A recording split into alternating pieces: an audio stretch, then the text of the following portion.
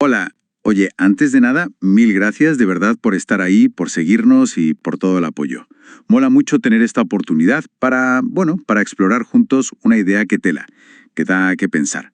Hoy nos metemos de lleno, vamos a darle vueltas a una pregunta que plantea el material que tenemos aquí.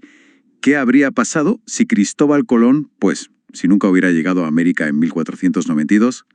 Tenemos unos fragmentos de un texto que juega justo con eso, ¿no?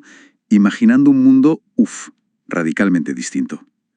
Nuestra misión hoy es un poco desgranar las claves, las ideas principales de cómo ese no viaje, ese evento que no fue, podría haber reescrito la historia global. Las culturas, hasta lo que comemos. Vamos a meternos en harina con este escenario alternativo. Exacto. Vamos a analizar un poco esa cadena de consecuencias, ¿no? Cómo un solo cambio, un no cambio en este caso, en 1492, podría haber generado como ondas expansivas por todo el planeta, alterando equilibrios de poder, trayectorias culturales, de formas que, apenas podemos imaginar, la verdad. Es que el punto de partida ya es potente. Si Colón no llega, significa que América se queda aislada para siempre. El material que manejamos sugiere que no, que seguramente no, que el contacto, era probablemente inevitable. Claro. Quizá otros europeos, no sé, los portugueses que ya andaban muy activos por el Atlántico. Y sí, estaban ahí. O los ingleses. Podrían haber llegado, pero más tarde. Y ese más tarde, eso me parece crucial. Ahí está una de las grandes divergencias. Para España, sin el foco inmediato en las Américas, sin esa riqueza repentina, la estrategia imperial podría haber sido otra. Quizás, se habrían concentrado más en el norte de África, que ya era una zona de interés, o en las rutas hacia Asia. Claro. El Imperio Español tal y como lo conocemos, esa red atlántica enorme, su siglo de oro, financiado en gran parte por plata, por oro americano, simplemente no sería el mismo. Hablamos de una reconfiguración geopolítica brutal desde el principio. Y eso nos lleva directamente a la otra orilla, ¿no? ¿Qué pasa al otro lado del Atlántico? Con esas grandes civilizaciones, aztecas, incas, mayas. El texto especula un poco sobre cómo habría sido su desarrollo sin esa interrupción, sin la conquista tan brutal como fue. No se trata de idealizar, ojo, sino de plantear una trayectoria, diferente.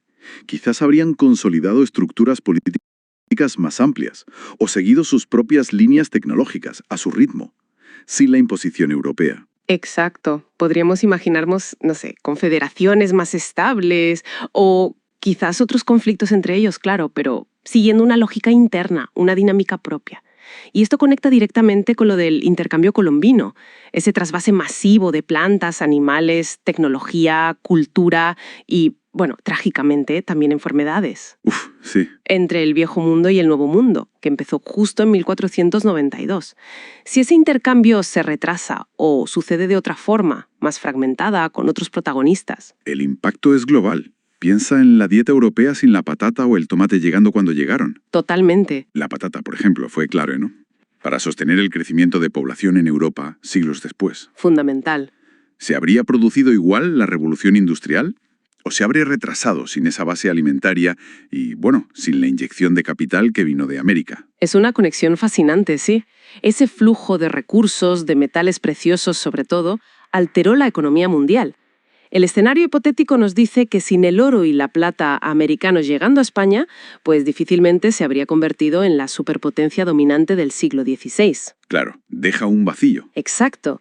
Y eso abre la puerta a otros. Quizá Portugal, con un imperio más enfocado en África y Asia, o una Inglaterra que emerge antes como potencia naval. Las alianzas, las guerras en Europa, todo el mapa político sería completamente distinto. Desde luego. Y si seguimos tirando de ese hilo, llegamos a la era moderna. ¿Cómo serían, por ejemplo, los procesos de independencia en Latinoamérica? El texto sugiere escenarios muy diferentes. Quizás estados con una base indígena mucho más fuerte, ¿no? Con idiomas, estructuras políticas que reflejen esa continuidad no rota, o rota de otra manera. La identidad cultural sería, seguro, menos mestiza en el sentido eurocéntrico que conocemos hoy. Probablemente habría una diversidad cultural y política en las Américas. Potencialmente mucho mayor.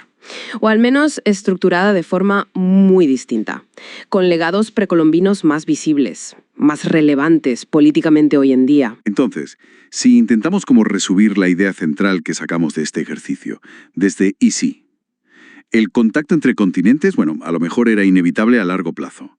Pero el cuándo, el cómo y los protagonistas específicos de 1492, encarnados en Colón y la España de los Reyes Católicos, pues fueron absolutamente determinantes.